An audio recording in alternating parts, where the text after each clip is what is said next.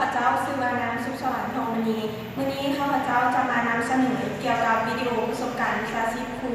ซึ่งในหัวข้อที่ว่าครูเป็นผู้ตักเตือนและให้กำลังใจซึ่งจะเป็นแนวใดนั้นเราไปติดตามรับชมในวิดีโอกันเลย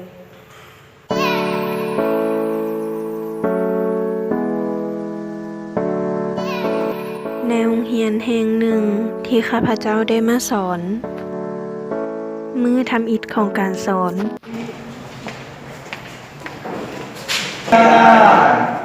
เข้าใจสนานขอบใจจ้า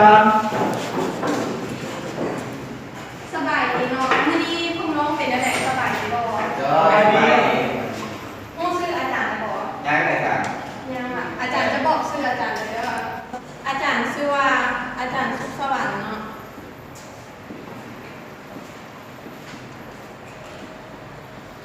เบอร์โทรอาจารย์เด้อ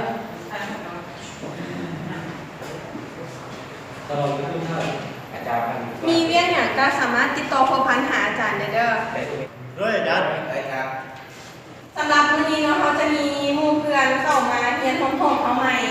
ขอเสียงปรบมือให้หมู่แน่บุญซูเป็นนักเรียนใหม่ที่มาจากต่างแขวงซึ่งได้เข้ามาเรียนในโรงเรียนแห่งหนึ่งในนครหลวงเวียงจันทน์ในเวลาเข้าห้องตอนเที่ยง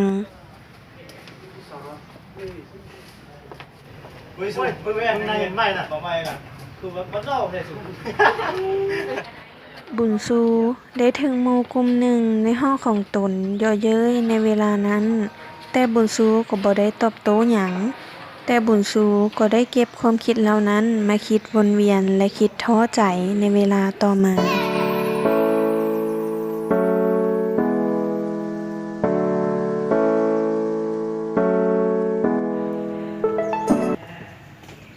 บุญสู้ก็เป็นอย่างน้องคือบอกกาบ้านกับซองปะนี่น้องมีเรื่องภูมิใจในเรื่องไหนอาจารย์มีอย่างภูมิใจสามารถบอกอาจารย์ได้เด้อคือว่าคนในห้องนะเพราะว่าน้องเฮ็ดยังบ่ได้เลยนะอาจารย์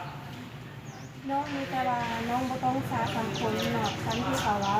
มีแต่ว่าเขาเว้าอย่างให้น้องก็ต้องสามารถพิสูจน์ให้เขาเห็นว่าน้องบ่ได้เป็นแบบนั้นเข้าใจอาจารย์บ่โดยอาจารย์ขอบใจจ้ะไปเข้ากลับบ้านเข้ากันไปโดยหลังจากที่อาจารย์ได้ให้กำลังใจนักเรียนแล้วมื้อต่อมาอาจารย์ก็ได้ตักเตือนนักเรียนกลุ่มดังกล่าวอาจารย์ออกไปยังวะรู้แล้วเจ้ามันนั้นจะว่าวันนี้มีหนังบอกจ้าอาจารย์ก็บ่มีอย่างดอกอาจารย์จะถามว่าจูน้องหันได้เว้ายังให้บุญสู้บ่เห็นมันจะว่าหนังนั่นหนูจะเป็นเขาเราถึงข้าวแล้วนะ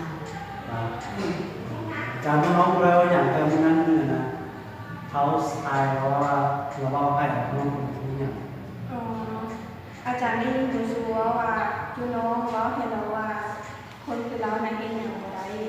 อาจารย์จะถามว่าเป็นอย่างคนน้องคือเว้าให้ดูอย่างไรจากน้องจะรู้กันเพราะว่าเขาใส่เราเป็นผู้ว่าน้องกับผู้นำเราเป็นผู้ว่าอะไรอย่างเงี้ย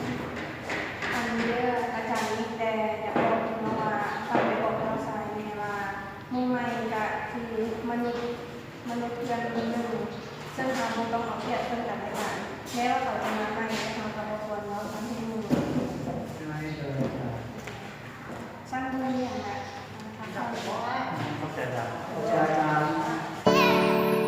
ในหลายมื้อต่อมานับแต่มื้อที่ได้ตักเตือนและให้กำลังใจแก่บุญซูและนักเรียนกลุ่มดังกล่าวหลายมื้อผ่านไปก็เห็นว่าพวกเขาสามารถปรับตัวเข้ากันได้ดีและข้าพเจ้าเองเชื่อว่าวิดีโอนี้จะเป็นสิ่งหนึ่งที่ให้ข้อคิดที่ดีกับบุคคลในสังคมในปัจจุบันอีกด้วย